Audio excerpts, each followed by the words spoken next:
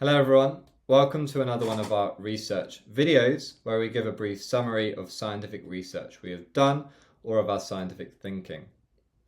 I'm Tom Mackay-Smith, co-founder of Vedantia Research, and I'm going to share one of my research projects I did during my PhD at Massey University. And this video explores the impact of Kānuka silvopastoral trees on pasture production. Before I go into this study, I just want to give some context of why I think this topic is important. So obviously the environmental benefits of planting trees are clear, whether that be for biodiversity or soil erosion. But I think when we're planting these trees, we have to consider that farms are businesses. The economic sustainability of these farms is central to their function. And farms sustain the country, they're our largest export earner. And I think if we push the environment too hard at the expense of farm profitability, there will be severe unintended consequences. So a question I'm really interested in is how can we design tree planting solutions to help the farm bottom line? And if we can do this, they will become win-win innovations, benefiting both the environment but also the profitability of the farm. And so a key focus of Vedantia research is on native silvopastoral systems, when you integrate native trees within paddocks and then you can continue to graze the land. This is an example in Spain that we take a lot of inspiration from, and it's an example using oaks that's been used for millennia to really balance environmental preservation and livestock farming. And in these silvopastoral systems, there are many processes going on, and it's quite complicated. Trees either facilitate benefits to nutrients or water availability, but they also compete. So there's always this balance between competition and facilitation. And I'm really interested in how can we design these systems, both what trees we plant, what density we plant them, and how does this vary within the country to maximize the facilitative effects of these trees on the availability of water and nutrients. And this kind of, brings us on to a question that I'm really passionate about, and it's can we use native silvopastoral systems in New Zealand to increase farm profitability? And this is the best native silvopastoral system I have found in the country, and this is an example with Kānuka.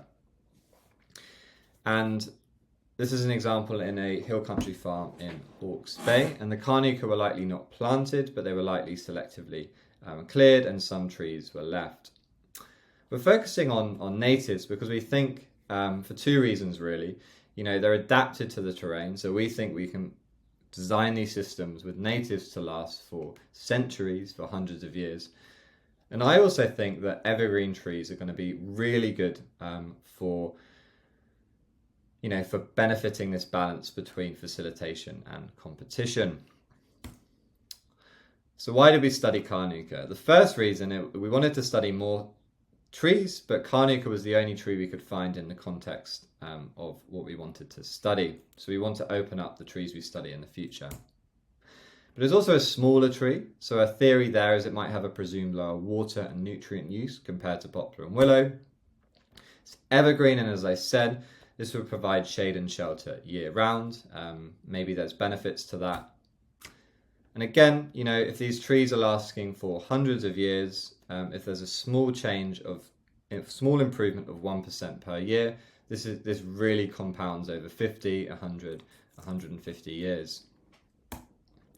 So the primary aim of this study was to measure the impact of individually spaced Kānuka trees on pasture production, on pasture composition, and on soil properties such as fertility and soil structure. So for this project, it was at two sites, one in Hawke's Bay, southern Hawke's Bay, and one in the Wairarapa. And they were both summer dry hill country farms, sheep and beef operations. And we collected data for 2 years between December 2019 and December 2021. And we targeted north-facing slopes on each of the farms and every position we studied was 20 to 25 degrees. And the study design was very simple. We basically measured a bunch of variables away from the trees, a bunch of variables under the trees, and we compared the results. And these are photos from both of the study sites. The left one is from the Hawke's Bay and the right one is from the Wairarapa. And the main finding from this project is we found green dry matter production was 108% greater under the Kānuka trees. Now this result really surprised us. We didn't expect to find such a difference, but really quite amazing results. And this is the first published study to find increased pasture production under silvopastoral trees in hill country. And this was the first study to be done on natives. Along with pasture species composition, in the open pasture positions, it was actually dominated by dead matter and brown top. But in the tree pasture positions, the pasture species was dominated by perennial ryegrass and cocksfoot, so about 41% perennial ryegrass and 24% cocksfoot. So not only was there an increase in pasture production, there was a complete shift in the botanical composition, which was leading to the production increase. We also measured light interception to just confirm that light was less in the tree pasture positions, and we found about a 67% light interception at the Wairarapa site and about a 50% light interception at the Hawke's Bay site. And this was measured throughout the day at each of the sites in each of the seasons. We also found 49% more organic matter under the trees and 116% more Olsen P under the trees. And all these results are averaged between the two sites. If you're interested in understanding the differences between the two sites in the tree pasture and open pasture positions, it's all in the published papers from this study, which I can send to you if you're interested. The final result I'm going to show is we found porosity was significantly greater under the tree compared with open pasture. We also measured soil moisture, and we actually found similar levels between the open pasture and the tree pasture position. But some of the soil moisture sensors weren't working very well. We had some complications with that. And so we think the robustness of these results aren't as good as these other measurements. But it's definitely something that we want to measure in the future. All of this work has been published in 2 peer-reviewed journal articles, which I can send to you if you're interested. And obviously this is a team effort. So my primary supervisor at Massey was Lucy Burkett, and then my other supervisors were Ignacio Lopez and Janet Reed, who are all based at Massey University. And this is again just a picture of that study site in the Hawke's Bay, and you can quite clearly see the tree effect around these Kānuka trees. And this was, right across the farm under the trees. So really cool. So the main question, if you've got this far, is you're probably wondering why was this happening? And I'm sure you have lots of thoughts on this. So the first kind of response or challenge I get to this work is it was just nutrient redistribution. So nutrients were moving from away from the trees to under the trees, and there was no net improvement at the paddock scale. We definitely think that there was nutrient transfer going on in the paddock. But the first thing to say is, this naturally happens in paddocks. Normally nutrients go from the steeper areas to the flatter areas where they are in excess in the flatter areas. And we think, these silvopastoral systems are an opportunity to actually balance nutrients the other way. Can we put trees in a spaced way on the steeper areas of the paddock when normally they go the other way to really spatially balance nutrients within the paddock? Because at the moment, it's normally just in a state of degradation, the steeper areas, whether that be from soil erosion or animals spending more time on the flatter areas. So move nutrients from the flatter areas to the steeper areas. But I don't think it was just nutrient redistribution. My theory is I don't think animals like spending time on the steeper areas of the paddock. So they graze a bit, but they spend most of this time on the flatter areas of the paddock. But I think they wanted to spend time in the shade in the steeper areas of this paddock.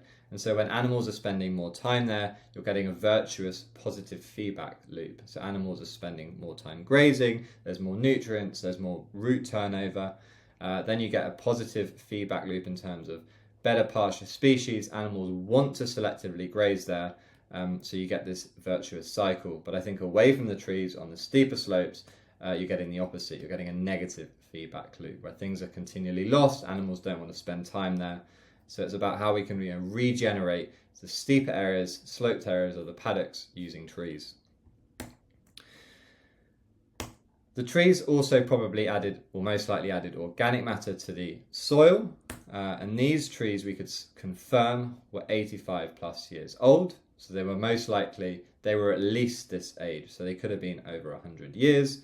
And if you can imagine a small bit of organic matter addition to the soil each year, this is just going to compound over time. In terms of soil moisture, so we didn't find it a big factor in the sites we studied, but we do think if you design these things, you can get a really amazing soil moisture effect. This is an anecdotal video I saw in the Wairarapa. So this is in February. It was in the height of summer, obviously bone dry away from the trees.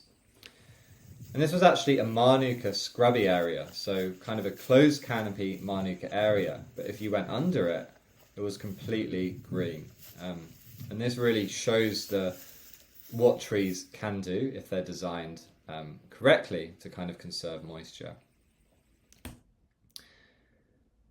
Here's another example. This was on quite a very cold, frosty morning near Dannevirke, and you can see where are all the animals? They are under the trees. And that's because the trees have moderated the climate and it's less cold under the trees. So again, if you have these both effects in summer or winter, you create these positive feedback loops.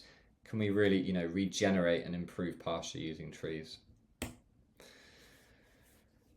And yeah, the final thing to really say here is it's not all roses and sunshine. Animals do cause negative impacts, and also trees cause negative impacts. And so it's about the balance, really. And many times on many farms you see livestock camping effects, but this is just a picture from the same farm where you see a livestock camping effect, but then you see no camping effect. So a question I think about a lot is how can we design these things to minimize the camping effects and maximize the benefits of having trees? And I think this is mainly a product of the density not being too low. If you have 5-10 trees in a big paddock, where are the animals going to spend their time? Great, so where to from here?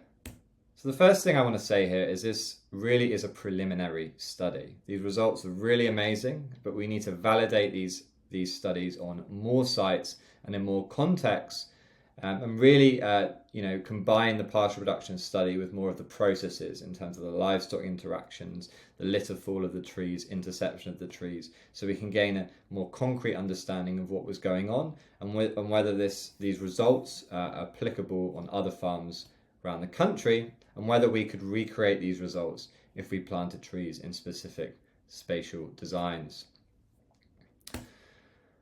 I'd like to thank our funders for this project. The main one was Massey University, who gave me a scholarship to study this, to pay for my stipend. And we also had a great help from Greater Wellington in Masterton, from Mackay-Smith, Chris Phillips at Mackay-Smith, and also from the C. Alma Baker Trust. So thank you to all of them.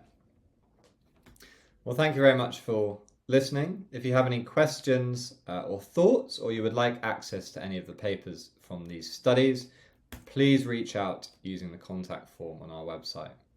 Thank you very much for listening.